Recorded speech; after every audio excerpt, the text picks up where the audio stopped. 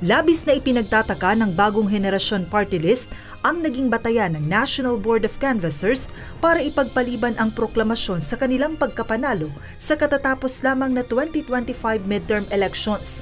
Sa isang opisyal na pahayag, kinuwestiyon ng BH Party List ang biglaang pagsuspinde ng NBOC sa kanilang proklamasyon bilang isa sa mga nanalong party list sa House of Representatives. Giit ng BH Party List, wala silang natanggap, nakita o kahit narinig ukol sa umano'y kanilang kaso. Kaya naman kino-question ito kung papaano sila sasagot o mapapanagot sa isang akusasyon na hindi nila nalalaman o walang anumang detalye. Giit ng BH Party List, sila ang kinatawan ng 319,803 na mga botante na anila ay dapat na irespeto ng COMELEC. Ayon sa grupo, handa silang harapin ang anumang reklamo laban sa kanila.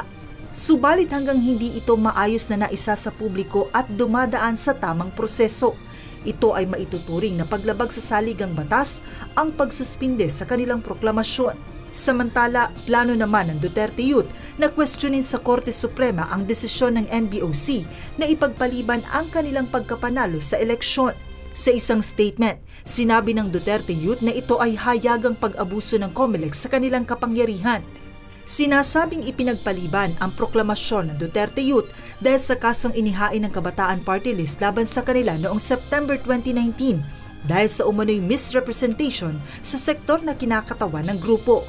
Ayon sa Duterte Youth, kung talagang seryoso ang reklamong inihain ng Kabataan Party List laban sa kanila, bakit sila pinayagan na maupo sa Kamara matapos nilang manalo noong 2022 elections? Gayon din ang pagpayag ng komisyon na muli silang kumandidato para sa halalan 2025. Giit ng Duterte Youth Party List, hindi nila kasalanan kung hindi pa rin naaaksyonan ng COMELEC ang tinawag nilang hawsyaw na kaso.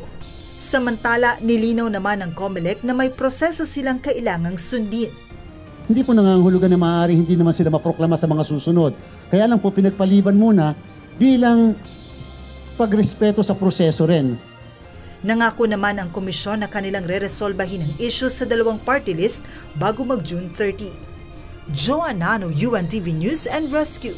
Diyos ang aming sandigan, serbisyo publiko ang aming pinahahalagahan.